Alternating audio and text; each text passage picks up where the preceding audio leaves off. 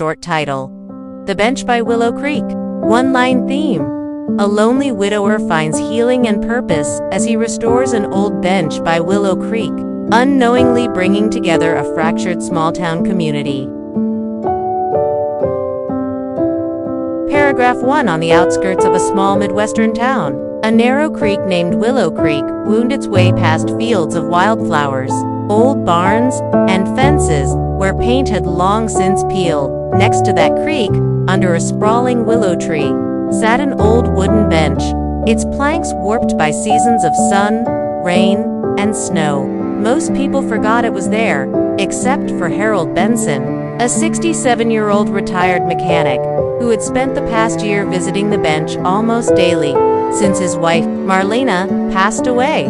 Each morning, Harold would brew 2 cups of coffee in the kitchen of their small white house with green trim, driving out to the creek and setting 1 cup on the bench beside him, the way Marlene liked it, even if now it grew cold untouched. The world around him had shrunk since her passing, leaving him adrift in a silence broken only by the rustle of the willow leaves and the gentle gurgle of the creek.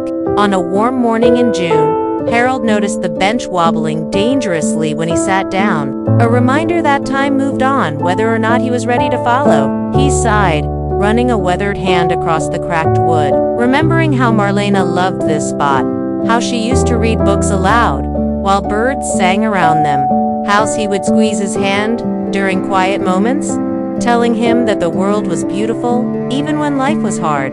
That morning, as he sipped his coffee, Harold made a quiet decision. Looking up at the sky where clouds drifted lazily, he would restore the bench, not just for himself, but for Marlena and for anyone who might one day sit under the willow, needing a place to rest, to think, or to heal. It would be his gift, a way to honor her memory, while giving himself a reason to wake up each day with purpose, even if the loneliness felt as heavy as the humid summer air pressing around him. Paragraph 2. Harold began his work the next day, arriving with a toolbox, sandpaper, a small radio, and a thermos of coffee. The first few days were slow, with Harold sanding down the rough wood while birds chirped overhead and the breeze played with the willow's long branches. As he worked, he would talk softly to Marlena, telling her about the clouds, about the cardinal that always came to sit on the lowest branch, about how he still missed the way she hummed when she cooked breakfast. People passing by began to notice the old man working on the bench, and soon, curiosity brought them closer. A teenage boy named Tyler, who often fished nearby, offered to help, holding boards steady while Harold hammered in new nails. "My grandma used to sit here," Tyler said one afternoon, wiping sweat from his brow. "She loved it here." An elderly woman, Mrs. Dalton, brought Harold lemonade and cookies, telling him stories about how she and her late husband had carved their initials into the bench's armrest 50 years ago. Even the sheriff, who usually drove by with a nod, stopped to say, "Looks like you're bringing life back to this place." Harold, slowly, strangers became acquaintances, and acquaintances began to feel like friends, all drawn together by the simple project of fixing a forgotten bench by Willow Creek.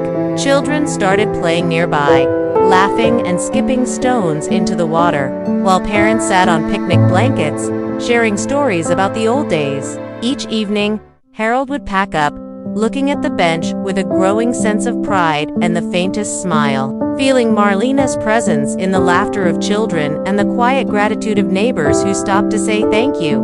The creek, once a place of quiet sorrow, was becoming a place of connection, with Harold at its heart, rediscovering the purpose he thought he had lost with Marlene's passing. Paragraph 3. One afternoon, in late summer, as Harold was finishing the final sanding, a sudden storm rolled in, dark clouds gathering over Willow Creek, and the wind picking up as rain began to pour. Harold rushed to cover the bench with a tarp, but the wind tore it away, and he watched helplessly as the creek rose, carrying away tools and small planks of wood he had prepared for the final touches. The storm raged through the night, and Harold lay awake, listening to the rain against the window, the old fear of loss creeping back into his heart. At dawn, he returned to Willow Creek, finding the area littered with branches, mud, and debris. The bench was still there, but it was soaked and surrounded by mud. The newly fixed planks. Harold felt a wave of despair, sinking onto the wet grass, whispering to Marlena, "I tried, but I don't know if I can do it anymore." As he sat there, shoulders slumped, he heard footsteps behind him. Tyler, the teenage fisherman, appeared with a determined look, followed by Mrs. Dalton, carrying muffins in a basket, and then the sheriff, wearing boots and holding a rake. One by one, people from town arrived with tools, towels, and encouragement, telling Harold they would help fix the damage. Children helped clear branches while parents moved mud away from the bench. Together, they worked through the day, laughter and conversation rising above the sounds of scraping and cleaning. The community united around the small bench that had become a symbol of hope. Harold felt tears well in his eyes as he realized that the bench had done more than keep Marlena's memory alive. It had brought people together, reminding them of the power of kindness and shared effort. By sunset, the bench was restored again, sturdy and clean, facing the creek where the water now sparkled in the fading light, the willow's branches swaying gently as if applauding the community's quiet triumph.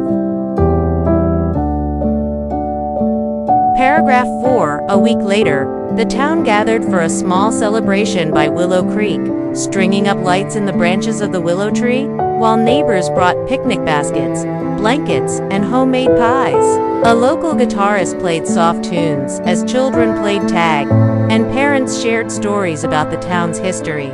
Harold sat on the newly restored bench, Marlene's favorite blanket folded beside him, watching as people laughed, danced, and enjoyed the simple beauty of a summer evening by the creek.